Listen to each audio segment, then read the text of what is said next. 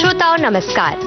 सृजन भारती के अंतर्गत आवाज की देखभाल इस विषय पर आकाशवाणी मुंबई के सभागार में संपन्न विशेष कार्यक्रम के संपादित अंश हम आपके लिए लाए हैं। इस कार्यक्रम के पूर्वार्ध में voice care specialist doctor Milind Bhoi अपने विचार साझा करेंगे और उत्तरार्ध में आप सुनेंगे जाने माने वॉइस आर्टिस्ट हरीश भीमानी की बातें।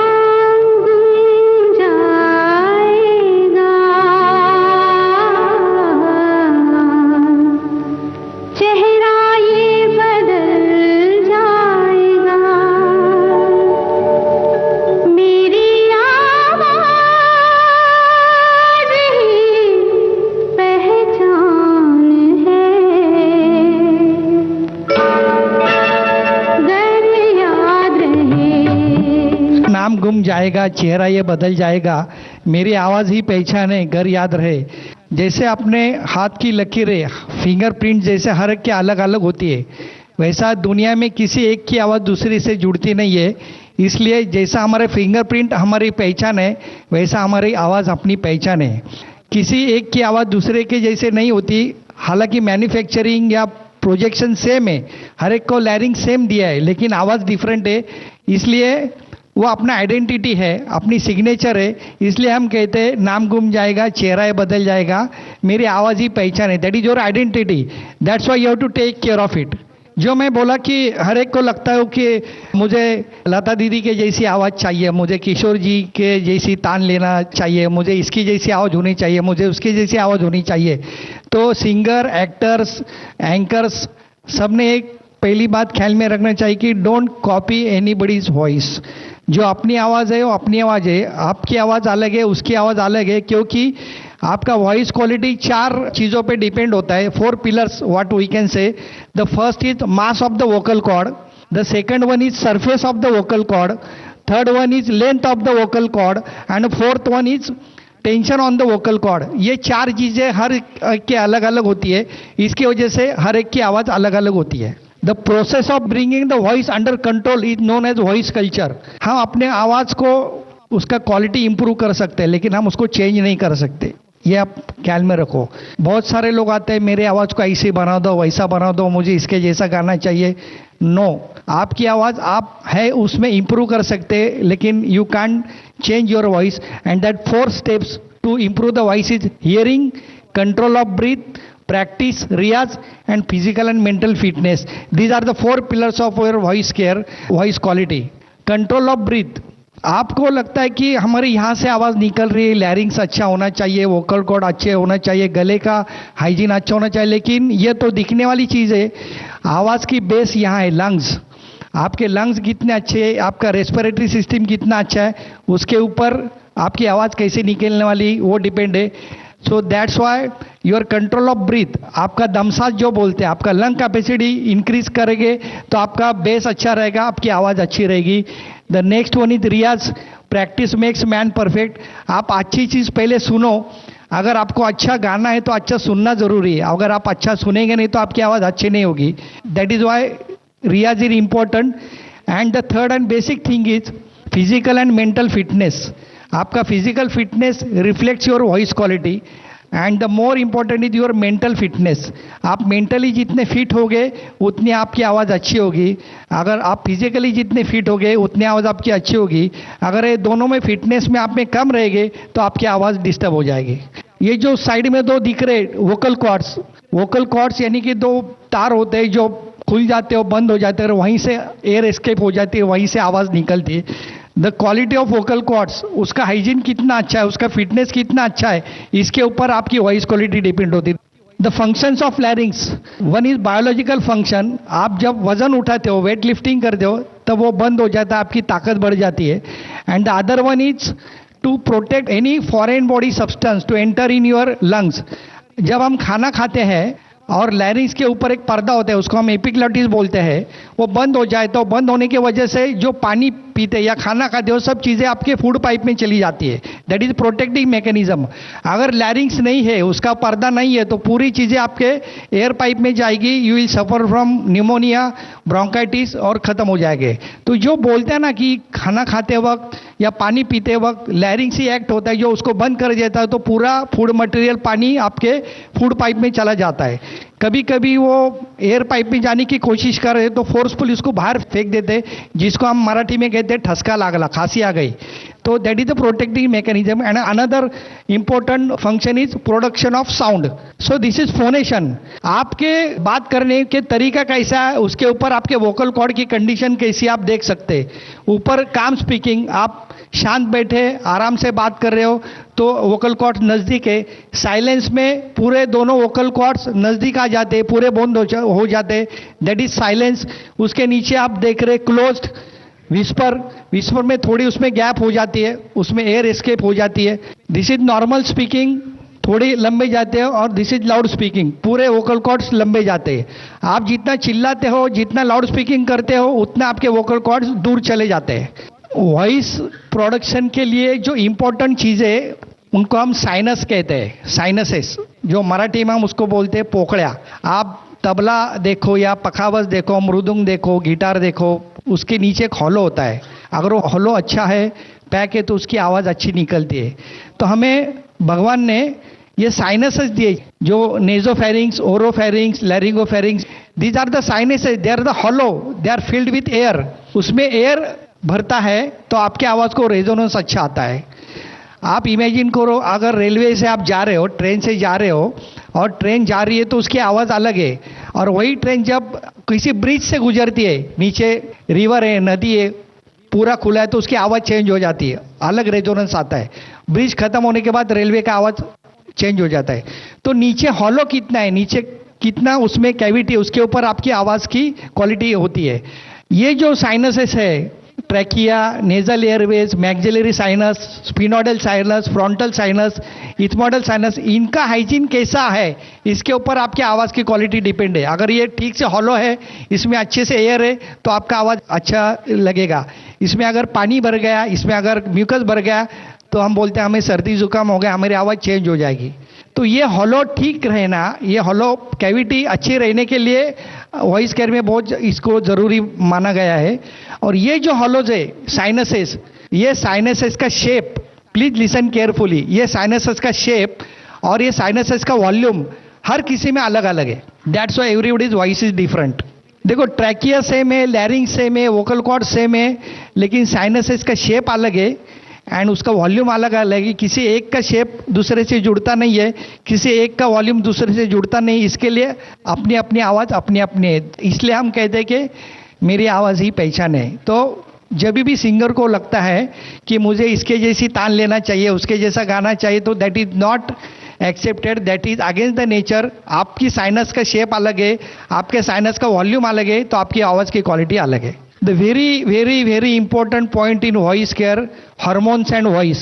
Hormones are chemical messengers that regulates various physiological process in the human body. To be simple language, मैं कहूँगा हार्मोन्स ये चीज़ें हैं कि जो आपका मूड डिसाइड करते हैं। आपका मूड अलग है तो आपके हार्मोन सिक्रीशंस अलग है। आप खुश होते हैं तो हार्मोन्स अलग है, आप सैड होते हैं तो हार्मोन्स अलग होते हैं, आप गुस्से में आते हो तो आपके हार्मोन्स अलग होते हैं, आप किसी से झगड़ते हो तो हार्मोन्स अलग होते हैं। That hormones gives rise to change in the voice. गाते समय, एंकरिंग करते समय, बात करते समय आपका मूड कैसा है, आपके हार्मोन्स कैसे हैं, इसके ऊपर आपकी वॉइस क्वालिटी डिपेंड होती है। ये मेल सिंगर जो होते हैं उनमें हार्मोनल चेंजेस कंपैरेटिवली कम होते हैं। जब उम्र बढ़ती है, आफ्टर 15, 16, 17 हार्मोन चेंजेस हो जाते हैं और हम बोलते हैं कि बच्चा भी बड़ा हो गया, because the hormone changes are taking place and that is giving right to change in the voice, जिसको हम मराठी में बोलते हैं कि आवाज़ फुटला, कंठ फुटला, घोघरा झाला, क्वालिटी ऑफ वॉइस चेंज हो जाती है। That is due to your change in hormone and आपके जो लैरिंग्स की लेंथ है, वोकल कॉर्ड की लेंथ है, वो 15, 16, 17 उम्र में चेंज हो जाती है, तो बच्चे की आवाज़ बदल जाती है। स्पेशली जो छोटे बच्चे हैं, जो म्यूज़िक कंपटीशन में पार्टिसिपेट होते हैं, जो गाने के कंपटीशन में पार्टिसिपेट होते हैं, उन्होंने और स्पेशली उनके टीचर लोगों ने और उनके पेरेंट्स ने बहुत ही ख्याल रखना चाहिए। अगर मेरा बच्चा अभी बहुत अच्छा गा रहा है, अगर वो विन हो रहा है, प्राइज़ ले रहा है, तो आगे वो अच्छा सिंगर बनेगा, इसकी कोई गारंटी नहीं, क्योंकि आफ्टर 14, 15, 16, 17 ईयर्स उसके आवाज़ में चेंज होने जा रहा है। तो you have to prepare for that change.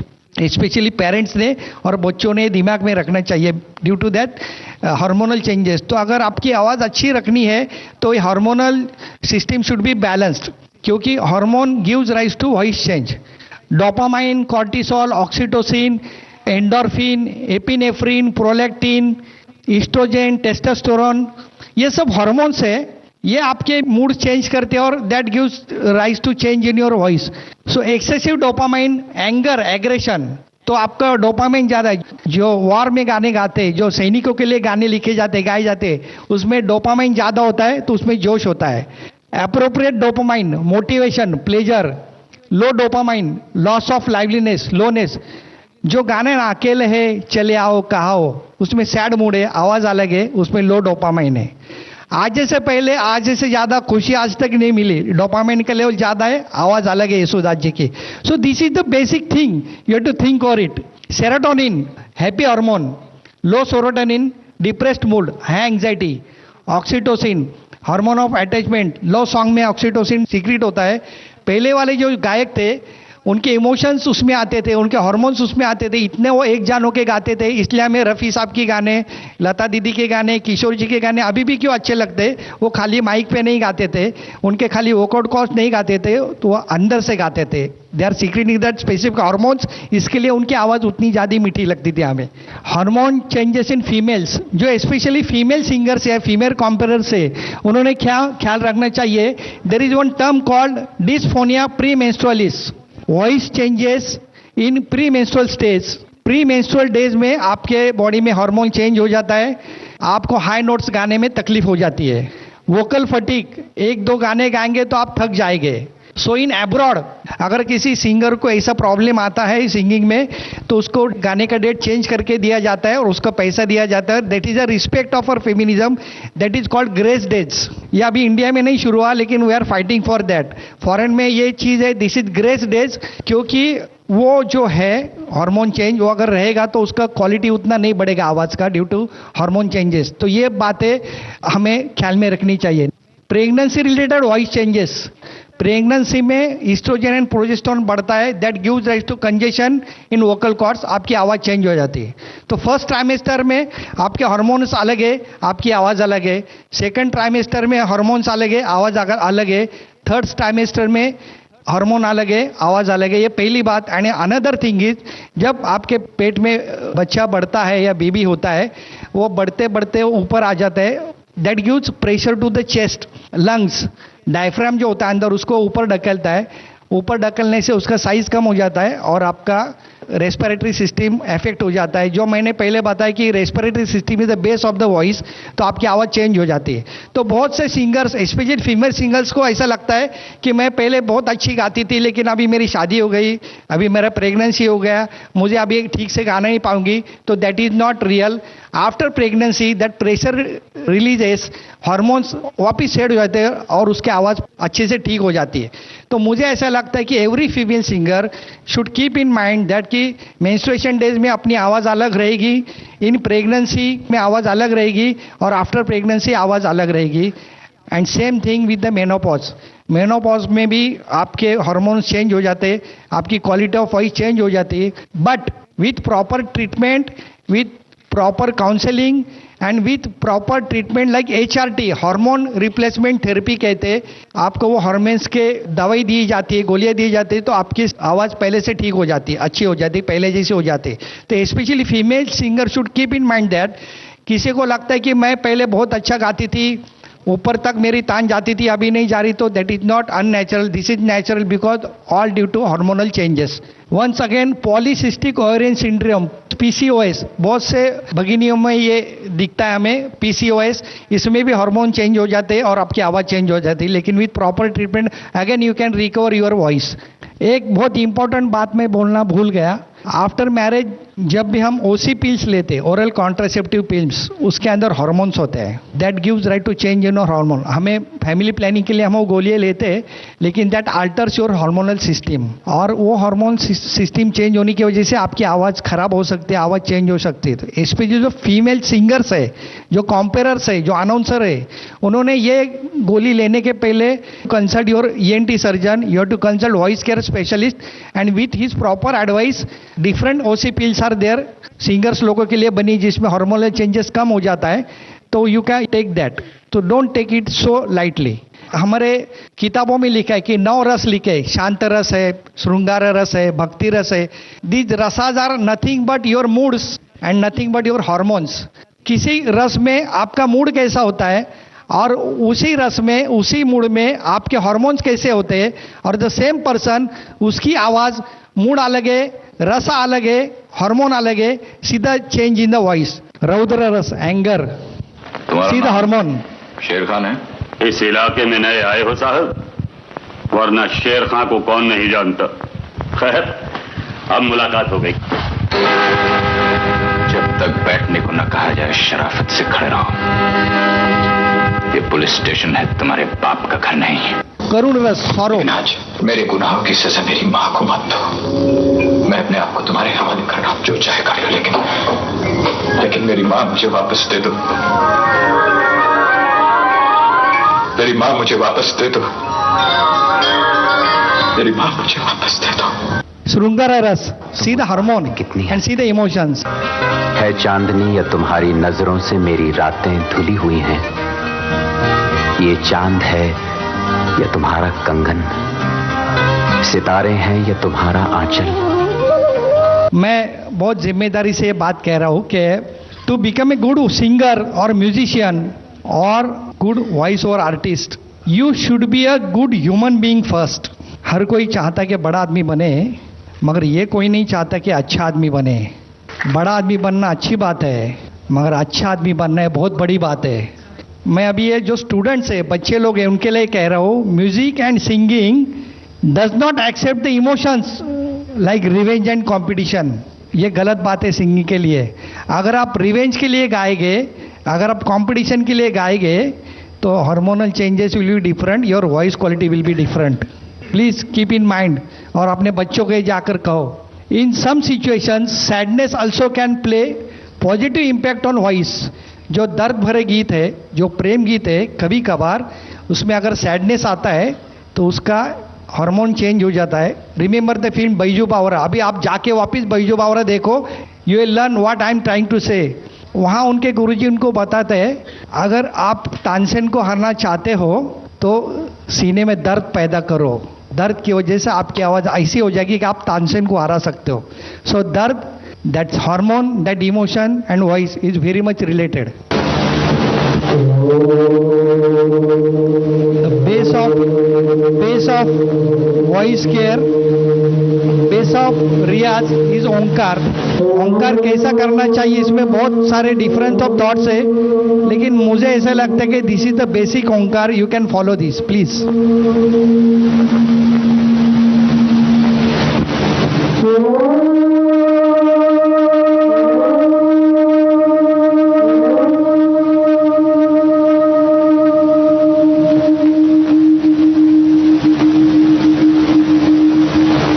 Some important factors which affects your voice.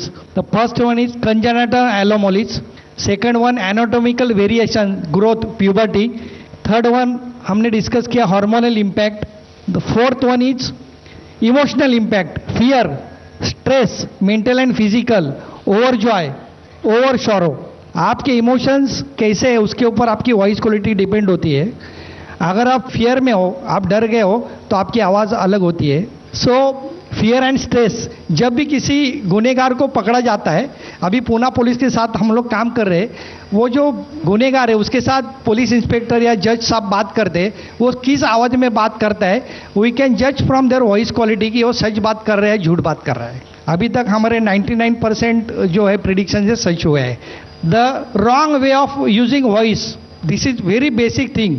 Miss use, over use, abuse and use of voice when not needed. Misuse, जो आपकी आवाज़ नहीं है वो आप निकालने का कोशिश करते हैं, specially mimicry artist. With respect to mimicry artist, जब भी आप किसी और की आवाज़ में गाते हो या आप किसी और की आवाज़ निकालते हो, आफ्टर सम डेज, आफ्टर कुछ दिनों के बाद your vocal cords gets that singers nodules, vocal nodules, because you are doing against the nature. जो आपकी आवाज़ नहीं है वो आप निकाल रहे हो। Voice of Ravi, voice of Lata, voice of Mukesh. आपको थोड़े दिनों के लिए पैसा मिलेगा, नाम मिलेगा, फेम मिलेगी, लेकिन बाद में आपके वोकल कॉर्ड्स आपको तकलीफ देंगे। अभी भारत के एक सुप्रसिद्ध मिमिक्री आर्टिस्ट है जो किसी और के आवाज़ में गाते, ही इज़ गेटिंग प्रॉब्लम नाउ कि अभी उनकी आवाज़ ठीक से नहीं निकल रही, बिकॉज उन्होंने अपनी आवाज़ छोड़ के किसी और की आवाज़ में गाना बहुत दिनों से गाया है। So he is getting vocal cord nodules. So that is misuse of voice when not needed and overuse. कोई भी सिंगर है, एक्टर है या अनाउंसर है, आपकी आवाज़ जो है वो आपके प्रोफेशन के लिए आप यूज़ करो। आप घर जाने के बाद उसको थोड़ा रेस्ट दो। हम क्या करते हैं, किसी कॉन्कर्ट में गाते हैं या कॉम्पेयरिंग करते, अनाउंसिंग करते, घर जाने के बाद फ़ोन करते हैं, किसी को फ़ोन पे बताते हैं इतना बड़ा प्रोग्राम होगा, इतने लोग आए। घर पे जाने के बाद हम बातें करते हैं, एक्सेसिव टॉकिंग, इससे आपके वॉइस में तकलीफ आ जाती है। वॉइस केयर में 50% जो ट्रीटमेंट है दैट इज़ वॉइस रेस्ट। आप घर पे जाने के बाद या प्रोग्राम होने के बाद जितना आपके वॉइस को रेस्ट देंगे उतना आपका वॉइस अच्छे से बाद में आएगा। और जो सिंगर्स है उन्होंने आज एक प्रोग्राम लिया है, दूसरे दिन दूसरा प्रोग्राम है, तीसरे दिन तीसरा प्रोग्राम है, आपको थोड़े दिन के लिए वो चलेगा, लेकिन बाद में आपके वोकल कॉर्ड्स के प्रॉब्लम हो जाएंगे। क्योंकि अगर एक प्रोग्राम आप अच्छे से 2-3 घंटा करते हो तो उसके बाद में 2 दिन या 3 दिन उसको रेस्ट देना चाहिए। Next programme will be after 4 या 5 डेज, और सब्जेक्टेड टू उसके बीच में आपने बात नहीं करना चाहिए, वो इसमें इम्पोर्टेंट है। और अगर किसी को झगड़ना है, किसी को गुस्सा करना है, किसी से फाइटिंग करना है, तो हम उसको फ़ोन पे ही फायरिंग करते, हम ज़ोर ज़ोर से चिल्लाते, उसका स्ट्रेस यहाँ आ जाता है। आपको किसको फाइटिंग करना है, किसी को झगड़ा करना है तो ओला उबर बुक करो, थोड़ा पैसा खर्चा करो, वहाँ जाओ, उसको दो, लगा दो, आपका वोकल स्ट्रेस कम हो जाएगा। क्योंकि उसको कुछ नहीं होता है, आपकी आवाज़ ख़राब होती है। This is practical thing. मैं 10 साल से मेरे क्लिनिक में जो पेशेंट्स आ रहे हैं उनके कॉजेस में आपको बता रहा हूँ, specially voice over artist and singers. Wrong way of riyaz in singers. बहुत से सिंगर जो है वो किसी घराने को फॉलो करते, किराना घराना है या और कोई घराना है, उनका एक सिंगिंग का, उनका एक रियाज का स्टाइल होता है और उसको ही वो ब्लाइंडली फॉलो करते। विथ रिस्पेक्ट मैं कह रहा हूँ कि वो गुरु ने उनको बताना चाहिए कि ये जो सिंगर है, ये जो स्टूडेंट है, इसके वोकल कॉर्ड, इसका वॉइस बॉक्स, इसका लैरिंग्स वो घराने का सॉन्ग के लिए, उसके रियाज के लिए ठीक है कि नहीं। किसी और स्टाइल में वो अच्छा गा सकता है बच्चा, लेकिन वो क्या होता है कि नहीं, उसको ऐसे ही गाना है, इतना घंटा रियाज करना है, 6 घंटा रियाज है, 7 घंटा रियाज है। आप कितना देर रियाज करते इसमें कोई वैल्यू नहीं है, आपको रियाज करने के बाद कैसा फील होता है, दैट इज द इम्पोर्टेंट। अगर रियाज करने के बाद आप थक जाते हो और फटीग आता है तो दैट इज समथिंग रॉन्ग। रियाज करने के बाद अगर आप फ्रेश लगता है, लाइट लगता है, तो आपका रियाज ठीक है। तो कितना देर रियाज करते हो इससे ज़्यादा इंपॉर्टेंट आप कैसे रियाज करते हो। So that is also very important.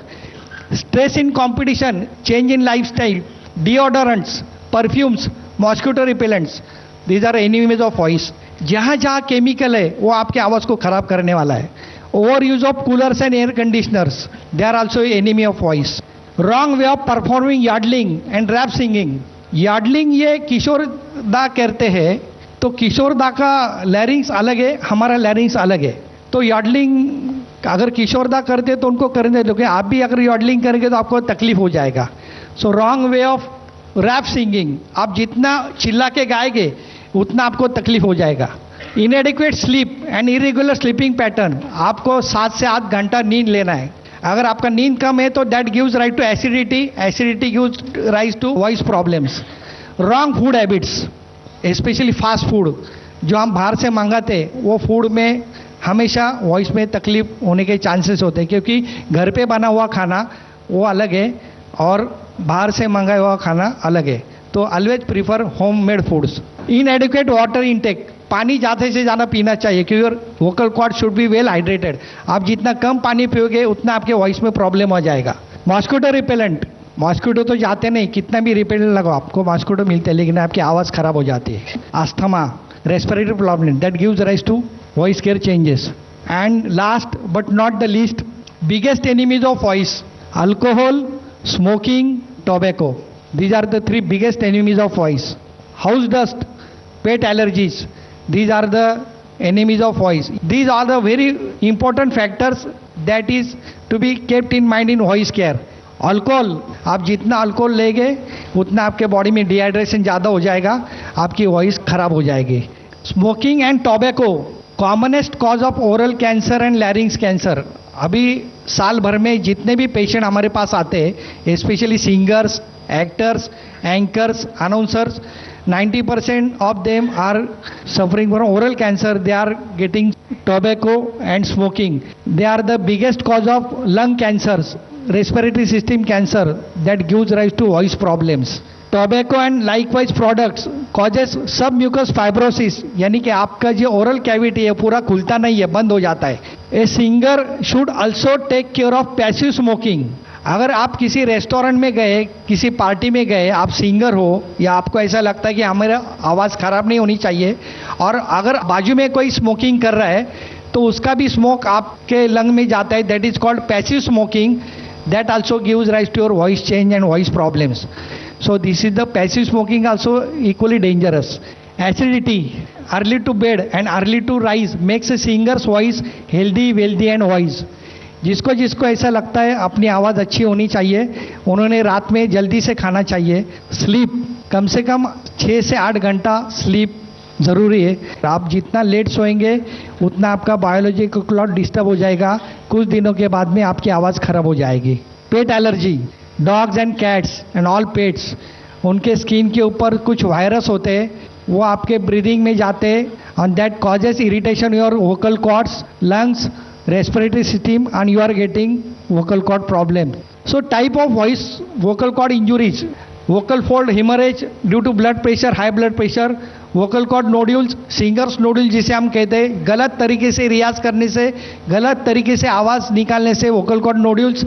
Modern medicine में एंटीबायोटिक और स्टेरॉइड दिया जाता है जिसका साइड इफेक्ट होता है. तो आयुर्वेद में बहुत सालों पहले ऐसे कोई वनस्पति मेडिसिनल प्लांट बताए कि अगर जिसका यूज़ हम करेंगे तो आपकी आवाज़ कभी खराब नहीं होगी.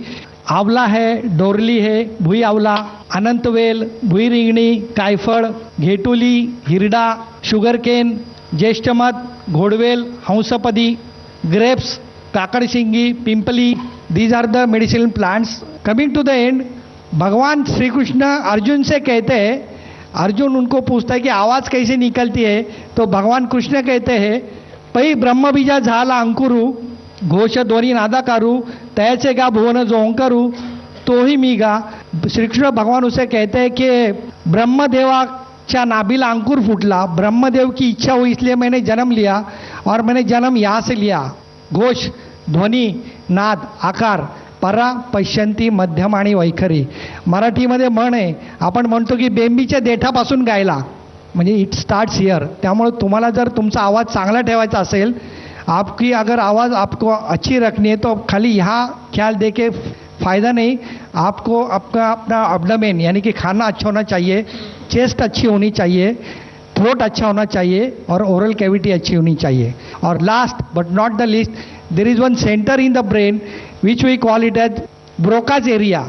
यहाँ होता है दिमाग में, यहाँ से हमें सिग्नल मिलता है कि क्या बात करनी है. सो मैं जो बोला कि अपनी सोच अच्छी होनी चाहिए, अपने विचार अच्छे होने चाहिए, that reflects your Broca's area, वो उसको स्टिमुलेट करता है और वहाँ से आपकी आवाज़ अच्छी निकलती है. तो मैं जो कह रहा था आपको कि अगर आपको अपनी अच्छी आवाज़ रखनी चाहिए तो आपको पहले अपनी सोच अच्छी रखनी चाहिए, अपने विचार अच्छे रखने चाहिए, आप अच्छे कंपनी में होना चाहिए. एक बार नारद मुनि ने ब्रह्मदेव से पूछा कि ध्वनि कैसे निकलता है, तो उन्होंने कहा है, नकारम प्राण नामानम दकारम अनलम विदु जादव प्राणाग्नि संयोग तेने नादो भी दिए थे. हमारे पेट में प्राण तत्व और अग्नि तत्व का संयोग होने के बाद जो निर्माण होता है उसे नाद कहते हैं, और जो शरीर में से निकलता है दैट इज नाद, और जो वाद्य में से निकलता है that is dhwani. Please don't mix dhwani and naad. Nada originates from your body and dhwani originates from the musical instruments. This is yoga shastra. There are 6 chakras in our body that controls your extra nuclei and that controls your voice care. मैं भगवान से प्रार्थना करता हूँ कि आपकी आवाज़ कभी खराब ना हो. Thank you very much. अभी आप सुन रहे थे विशेष कार्यक्रम आवाज की देखभाल. विषय पर voice care specialist doctor Milind Bhoi के विचार। समाचार के बाद इस विशेष कार्यक्रम के उत्तरार्ध में सुनिए जाने माने वॉइस आर्टिस्ट हरीश भीमानी को। कार्यक्रम का संपादन किया झन्ना सोलंकी ने। कार्यक्रम की प्रस्तुतकर्ता तेजश्री कामले। इस विशेष कार्यक्रम के पूर्वार्ध में आपने सुना वॉइस केयर स्पेशलिस्ट मिलिंद भोई को। सृजन भारती के अंतर्गत आकाशवाणी मुंबई के सभागार में संपन्न कार्यक्रम आवाज की देखभाल के उत्तरार्ध में अब सुनिए जाने माने वॉइस आर्टिस्ट हरीश भीमानी की बातें आवाज की देखभाल विषय पर। मेरी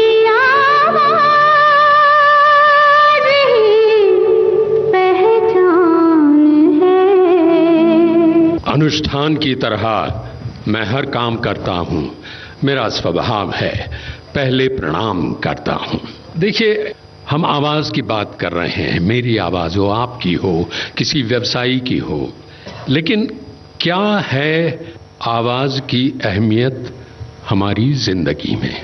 संस्कृत में एक सुभाषित लिखा गया जो इस प्रश्न का रोचक उत्तर देता है, और वो है काकः कृष्ण पिकः कृष्ण को भेद काक पिकयो हो। कौआ काला है, कोयल भी काली है, तो क्या है अंतर काले कौए और काली कोयल में? काकः कृष्ण पिकः कृष्ण को भेद काक पिकयो हो। वसंते समये प्राप्ते काकः काकः पिकः पिकः। कि जब वसंत ऋतु आती है, पक्षी कलरव करते हैं, तब हम कहते हैं कि ये तो कौवा है।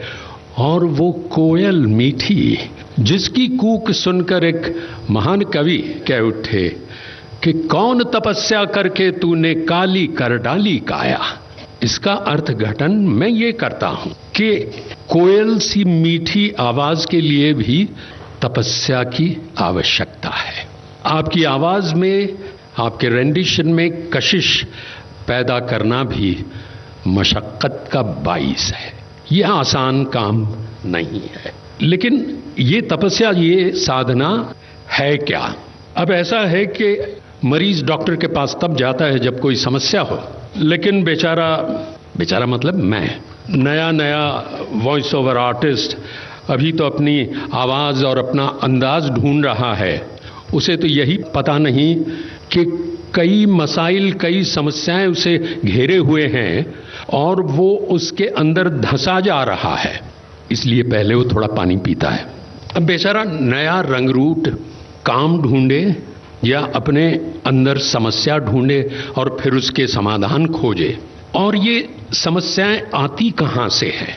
देखिए, हम सब जन्मे हैं किसी एक आवाज से।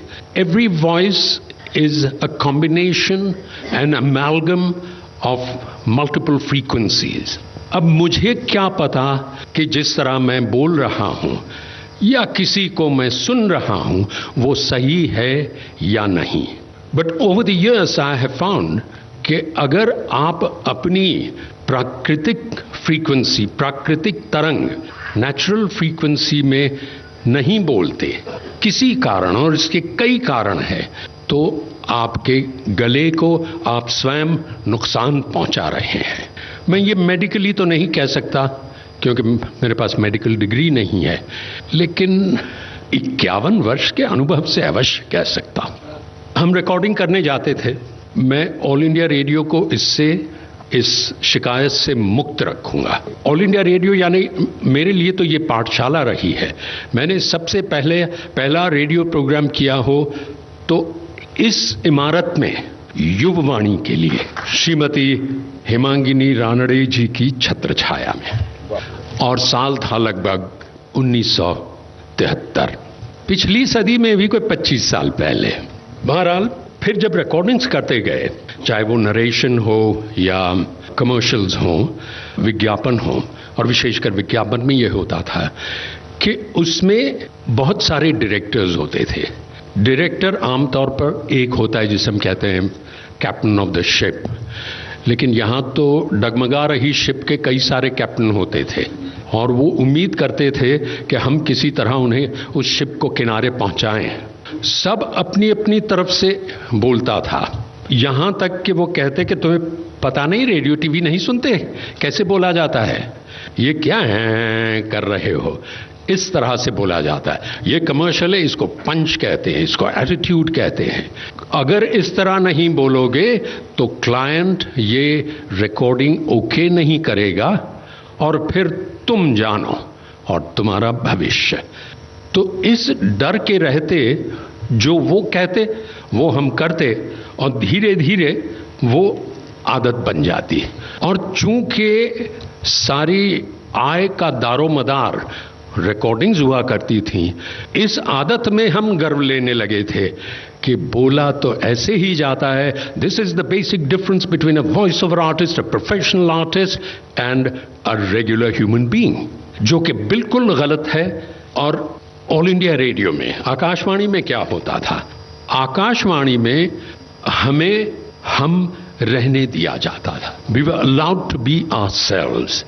अगर वो उनको या लोगों को, श्रोताओं को पसंद नहीं आया तो वो आपकी समस्या है। यानी आपको ये तय करना है कि कैसा मैं लोगों को या स्क्रिप्ट को पसंद आऊंगा। और वहां से मैं सीखा कि जो मैं हूं उस मैं को अगर मैं सुधार सकूं, संवार सकूं, उसमें निखार ला सकूं तो मैं एक बेहतर मैं वॉइस होऊंगा। कोई और बनने की कोशिश भी करना सही नहीं है, मगर शुरुआत में जरूर हो जाती है। अगर मैं अपने करियर में झांक कर कहूं तो एक वॉइस आर्टिस्ट के लिए आवाज की मैं देखभाल नहीं कहूंगा, मैं रख रखाव कहूंगा, maintenance, because maintenance is something you do before a problem arises, जिसे प्रिवेंटिव मेंटेनेंस कहेंगे।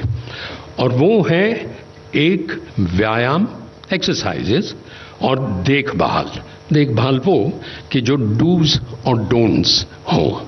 अब मैं बहुत कुछ प्रश्नोत्तरी के लिए छोड़ूंगा, लेकिन जो मैंने थोड़ा बहुत सीखा है वो मैं साझा करना चाहता हूं।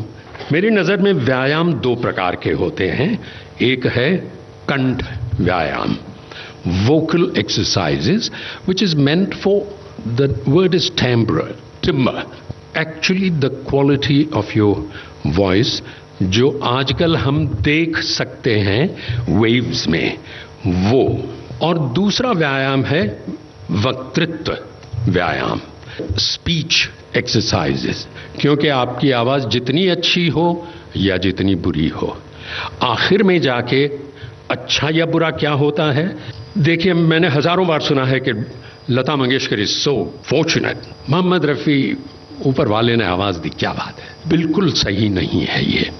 हमें अच्छा क्या लगता है, ये तो बोलने का शॉर्टकट है कि क्या आवाज पाई है।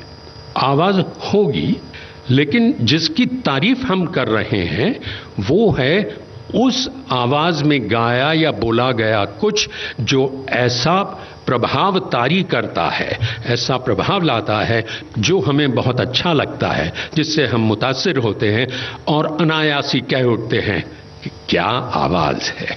वैसे मैंने एक बार कहा था, एक ENT सर्जन को एक कंपेयर के रूप में मैं इंट्रोड्यूस कर रहा था।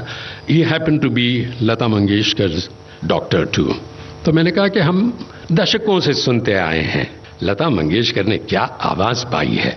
जनाब, कभी ये तो कहिए कि लता मंगेशकर ने क्या आवाज का डॉक्टर पाया है। हाँ जी, तो दो हिस्से व्यायाम के, कंठ और वक्तृत्व। और रख रखाव का दूसरा पहलू है जो मैंने कहा मेंटेनेंस, उसका दूसरा पहलू है देखभाल, which is preventive maintenance, the dos and don'ts.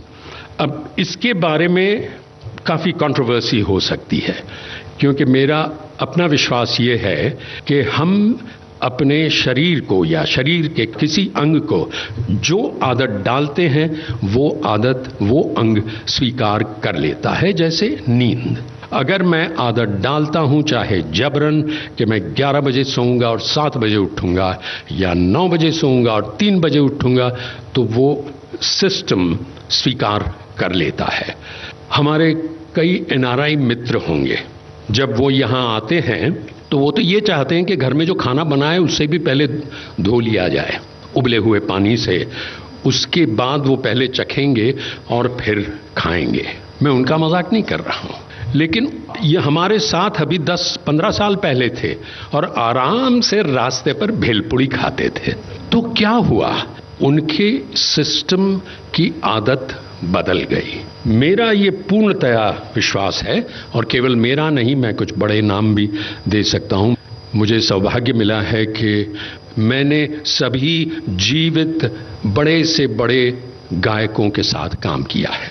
Lata ji के साथ तो 28 साल तो विश्व घूमते रहे, from Sydney Opera House to Madison Square Garden and Royal Albert Hall in between. चलिए उन्हीं की बात करता हूँ।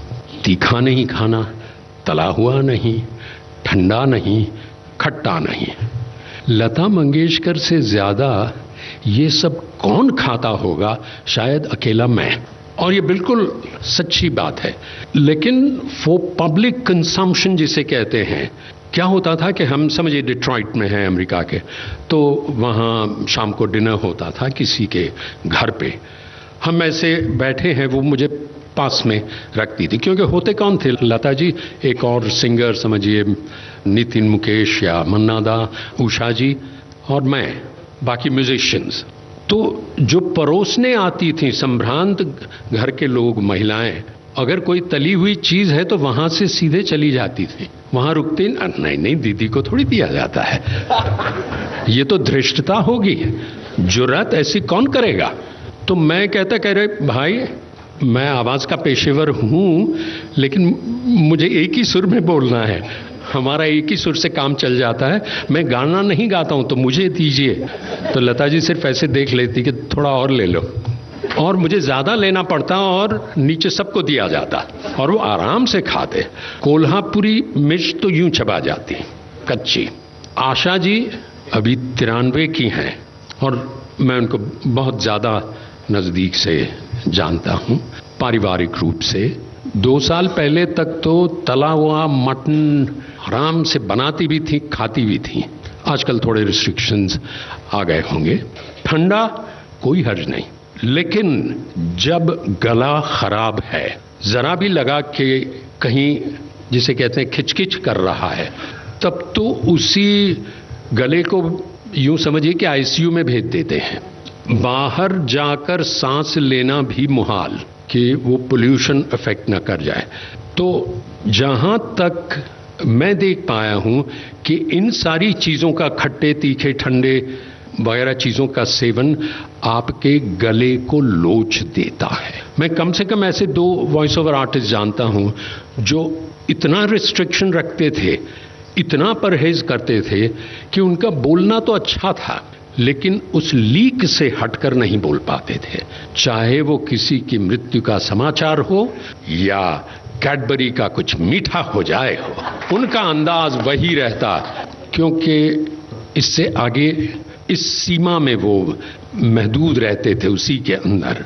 लेकिन जब गला खराब हो या लगे कि खराब हो रहा है, तब आपको सारी देखभाल, मतलब ज़रूरत से ज़्यादा, ये कहेंगे एंटीबायोटिक्स शायद, क्योंकि एंटीबायोटिक्स शायद उसके ऊपर सीधे प्रहार करती हैं, तो आपको यहाँ तक कि आयुर्वेद भी कुछ देर के लिए उसको ताक पर रखना पड़ता है।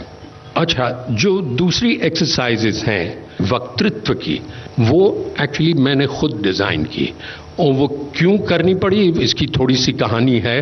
लगभग एक मिनट एक्स्ट्रा लूंगा। मैं जब नया आया, मुझे याद है मैंने शुरुआत की आपातकाल की शुरुआत से 1975 सितंबर में मैंने शुरुआत की as a full time freelance voice artist. और काम बहुत कम था। कितना काम था बताऊं? शीर्ष स्थान पर 3 लोगों के लिए ही पर्याप्त काम था, ऑलरेडी 4 थे और 5वां मैं आया। तो आज जैसे चैट जीपीटी है ना, तब छीना झपटी थी। तो काम मिले तब मिले, मैं सीखना चाहता था। अब I was sort of overqualified. Amin sahab ने पहली मीटिंग में कहा था कि देखो तुम कहीं पछताना मत बाद में, इतनी सारी पढ़ाई करके आए हो, वॉइस रिकॉर्डिंग में इसकी कोई ज़रूरत नहीं है, ना केमिकल इंजीनियरिंग की ज़रूरत है, ना MMS master of management studies की ज़रूरत है, जो यहाँ से 4 बिल्डिंग दूर है, Bajaj institute of management studies. तो मैं किसी के पास तब गया, तब के raining English voice over artist, he was an elderly Anglo-Indian, Mr. Sam Barclay Hill। मैंने एक शायद गलत काम, मतलब बहुत सही गलत काम ये कर रहा था, दूसरों की नज़र में गलत, मेरी नज़र में बिल्कुल सही, कि मैं 3-3, 4-4 भाषाओं में काम कर रहा था। और मुझे तब क्या आज तक किसी ने नहीं कहा कि तुम्हारे इस भाषा के बोलने में उस भाषा की छाया है। मैं अंग्रेज़ी, हिंदी, उर्दू और गुजराती में रिकॉर्डिंग्स करता था, यानी कि I was stepping on too many toes. हर भाषा का समुदाय कहे कि यहाँ क्या कर रहे हो, और जगह जाओ।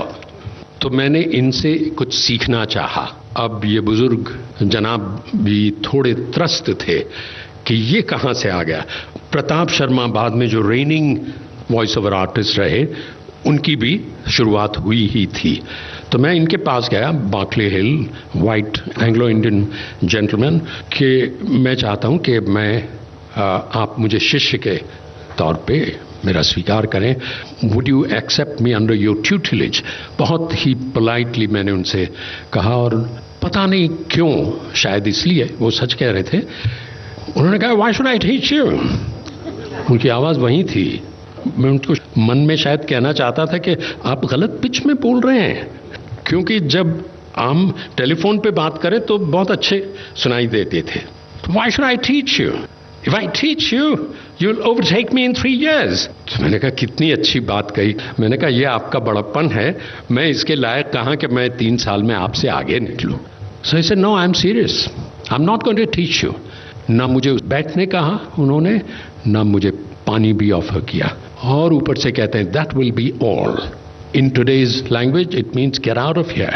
तो मैं बेचारा अपना सा मुंह लेकर, आप सोचिए, मैं सब कुछ छोड़कर, एक अमेरिकन MNC का जॉब छोड़कर इसमें आया हूं, जिसे अंग्रेजी में कहते हैं I burnt all my bridges। मैं वापस नहीं जा सकता था, और मुझे अपमानित करके निकाल दिया। मुझे अच्छी तरह से याद है, उनका अंधेरा सा जीना था उतरते हुए, वो शब्द मेरे कान में गूंज रहे थे, Why should I teach you? You'll overtake me in 3 years। और मैंने जैसे मन में ही जवाब दिया, Why 3 years? 3 months। वहाँ से मैं सीधे गया स्ट्रैंड बुक स्टॉल, वहाँ से एक पुस्तक खरीदी, इंग्लिश प्रोनाउंसिंग डिक्शनरी। वो ऐसी डिक्शनरी है जिसमें मीनिंग ही नहीं है, उसमें सिर्फ प्रोनाउंसिएशन है। अब आप प्रोनाउंसिएशन पढ़ कैसे सकते हैं? तो उसके लिए पहले 2 पन्नों पे IPA यानी कि इंटरनेशनल फोनेटिक एसोसिएशन का अल्फ़ाबेट है, वो आपको पहले सीखना पड़ेगा, और वो सीखा तो आप फिर यूं समझिए कि you have mastered the learning, not mastered the art, mastered the learning of English phonetics। उस कोलाबा से अंधेरी पहुंचते पहुंचते मैंने ये कोर्स बना लिया था, जो मैंने कहा वक्तृत्व व्यायाम, and that I have been following to this day। We can talk about the details later। और इस एक बात ने, जिसे मैं कहता हूं, मुझे गुरु शिष्य परंपरा से शेक्सपियर तक लाके खड़ा किया। गुरु शिष्य परंपरा, मेरा निजी विचार ये है कि उस जमाने में, जिस जमाने में, जिस काल में गुरु शिष्य परंपरा स्थापित हुई होगी, तब के लिए सही होगी। आज मुझे नहीं, मेरे अपने लिए सही नहीं लगती, क्योंकि गुरु शिष्य परंपरा में आप उस गुरु से, और वो गुरु कितना सिखाना चाहता है, उस तक सीमित रह जाते हैं। जबकि आज के ज़माने में संसाधन, रिसोर्सेज असीमित हो गए हैं, तो आप क्यों न और जगह से भी सीखें, क्यों न वो सारे आपके गुरु हों। जो चीज़ आपको सीखनी है वो आप उससे सीखें, तो आपके पास एक नहीं कई द्रोणाचार्य होंगे। और शेक्सपियर ने एक पंक्ति में ये कहा है, हैमलेट ने, let your own best be your tutor, let your discretion be your ultimate tutor। Discretion, विवेक बुद्धि। आपकी विवेक बुद्धि ही आपका सबसे बड़ा गुरु है, ये आज भी मेरी मान्यता है। और लता जी की जीवनी लिखते हुए कई बार ये प्रश्न उठता था और कई लोगों ने पूछा है कि उनकी सफलता का कोई एक बड़ा रहस्य, उनकी सफलता का एक बड़ा रहस्य है कि वो अपने पिछले श्रेष्ठ से बेहतर करना चाहती रहीं। और ये शायद सभी बड़े सफल, मकबूल, कामयाब फनकारों के साथ होता होगा। बाकी कंठ व्यायाम में मैं मानता हूँ प्राणायाम, दोनों अनुलोम विलोम और कुंभक रेचक, और जिसकी तरफ शायद आपने इशारा किया डॉक्टर साहब, वो भ्रामरी प्राणायाम जो ओम की एक्सरसाइज है। मैं हर रिकॉर्डिंग से पूर्व, किसी तरह की, किसी जॉनर की रिकॉर्डिंग हो, मैं ओम का चांट करता हूं। क्यों? इट इज नथिंग रिलीजियस और it is not trying to get blessings.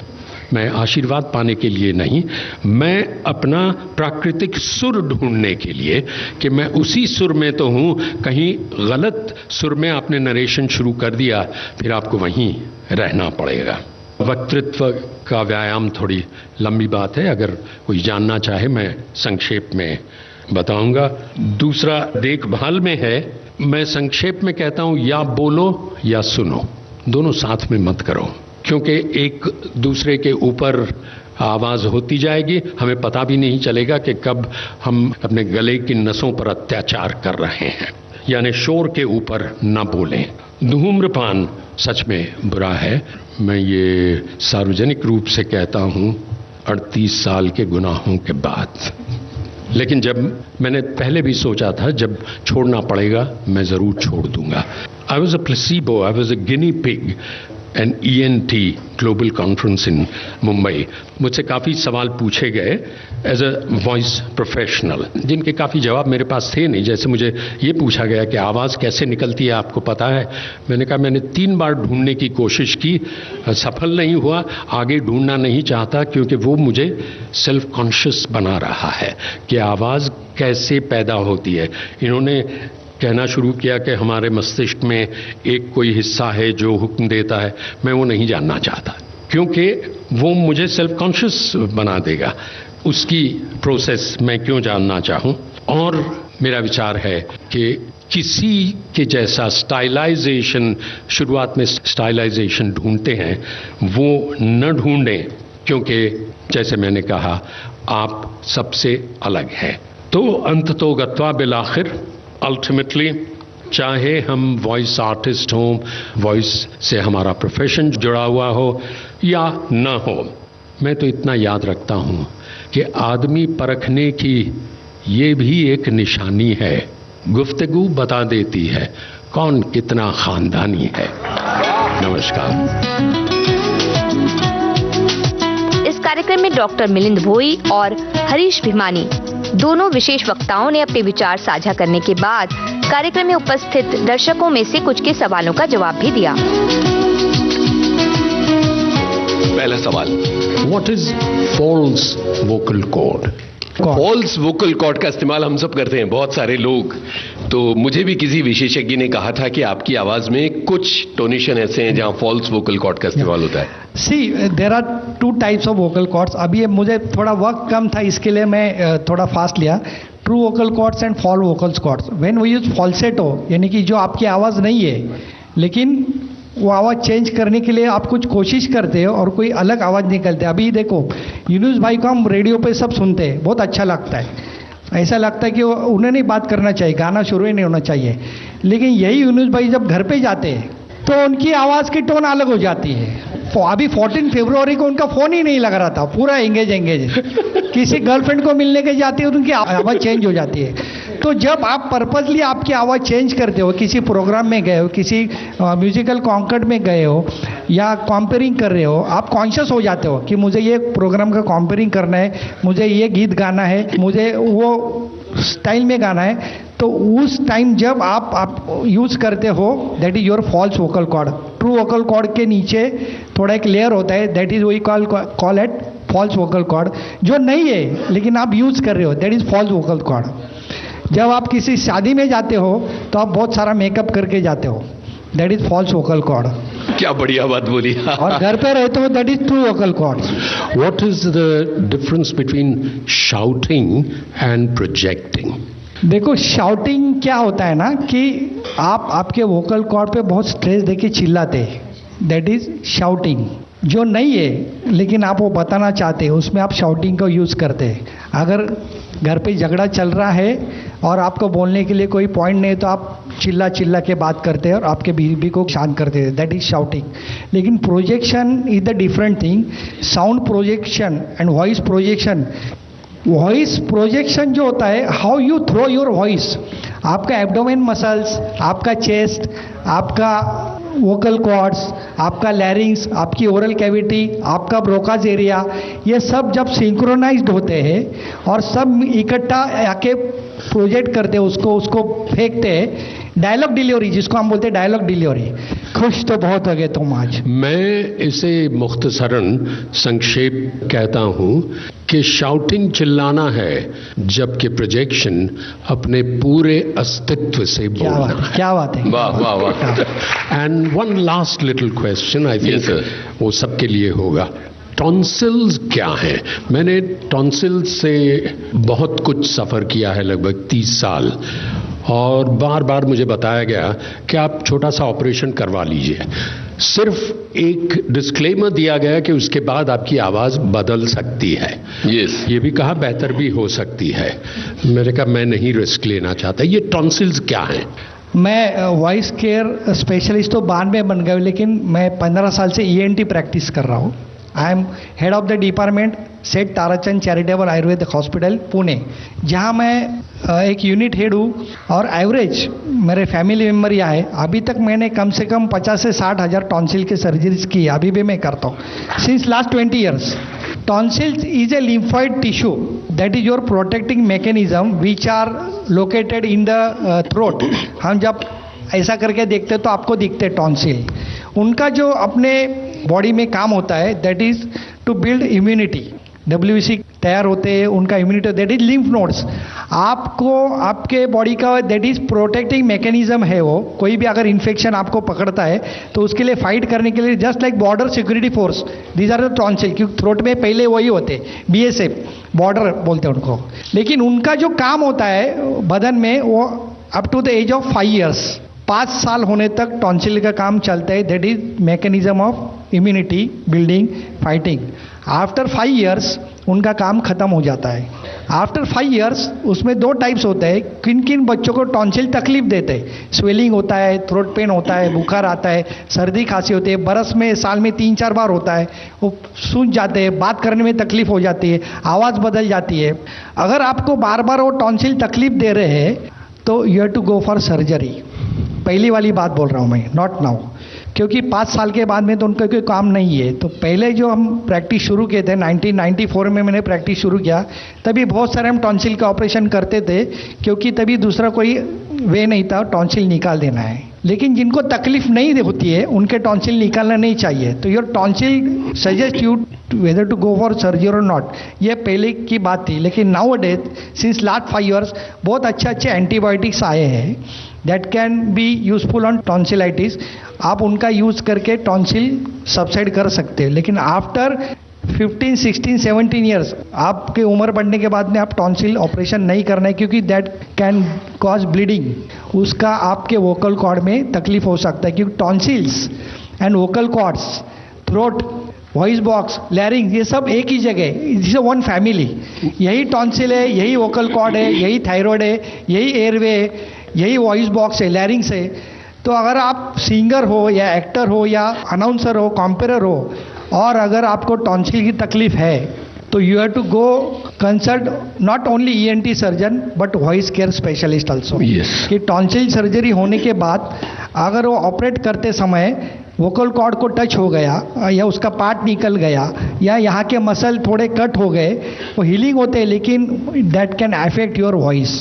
आपको बात करने में तकलीफ हो सकती है, लेकिन अगर आपका करियर वॉइस पे है, आप सिंगर बनना चाह रहे हो, आप एक्टर बनना चाह रहे हो, आप वॉइस और आर्टिस्ट बनना चाह रहे हो, as far as possible avoid the tonsil surgery. और अगर करना ही है तो ENT सर्जन भी होना चाहिए और वो वॉइस केयर स्पेशलिस्ट भी होना चाहिए। बहुत बहुत शुक्रिया हरीश जी इन सवालों के लिए। सर के सवाल से और एक सवाल है, बहुत सारे सवाल मुझे पूछे जाते हैं जी। वोकल कॉर्ड नोड्यूल्स जो तकलीफ आदरणीय यूनिस भाई को हुई थी, वोकल कॉर्ड नोड्यूल में वोकल कॉर्ड नोड्यूल्स हो जाते हैं that affects your voice quality. आपको बात करने में तकलीफ होती है, आपको प्रोनाउंसिएशन में तकलीफ होती है, आपको वॉइस प्रोजेक्शन में तकलीफ होती है। एंड डूइंग द एंडोस्कोपी आपको आप देख सकते हो वोकल कॉर्ड नोड्यूल है। As far as possible with due respect to all my ENT surgeon friends, वो लोग मुझे गुस्सा हो जाता है, यार तू क्या पागल जैसी बात कर रहा है। As far as possible try to avoid the vocal cord nodule surgeries because vocal cords are just like a glass, वो कांच के जैसा है। अगर उसको आप कट कर देते हो वोकल नोड्यूल को और उसमें अगर हीलिंग ठीक से नहीं हुआ तो आपकी आवाज़ खराब हो जाती है। जी। कांच हम जोड़ सकते लेकिन उस पर स्कार हो जाता है, तो आपकी आवाज़ पहले जैसी होएगी या नहीं होएगी ये कोई ऊपर वाला भी नहीं बता सकता है। तो जब भी आप वोकल कॉर्ड नोड्यूल के सर्जरी के लिए जाते हो, any big name, you tell me any big name, any big hospital all over the world, वो आपसे कंसेंट फॉर्म भर के लेते हैं। While doing the vocal cord surgery और वोकल कॉर्ड नोड्यूल सर्जरी, मेरी जो आवाज़ है ये पहले से खराब हो सकती है या मेरी आवाज़ पूरा चली जा सकती है, ये मुझे पता है, फिर भी मैं सर्जरी के लिए परमिशन दे रहा हूँ, ऐसा आपसे कंसेंट फॉर्म भर के लिए जाता है, देन वोकल कॉर्ड को हाथ लगाना है। तो vocal cords are very delicate. Doctor, as far as possible try to avoid the surgeries. is that true about the parathyroid glands also? Yes, but the parathyroid glands are not directly related with the voice vocal cords, but they are ductless glands, they are hormonal glands. जो मैंने आपको बताया, hormones can give rise to change in voice.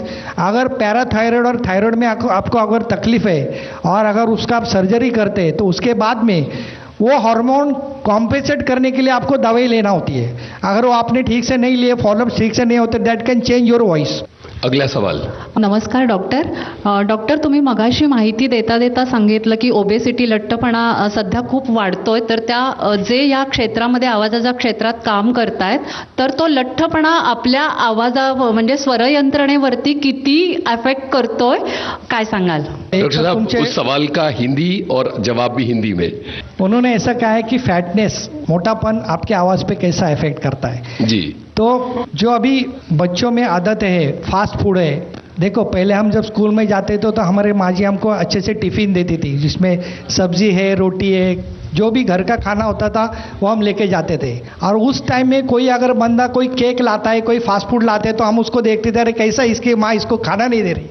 अभी opposite हो गया है, हर कोई bakery product वो लेके जाता है, दैट कॉजेस वेट गेन।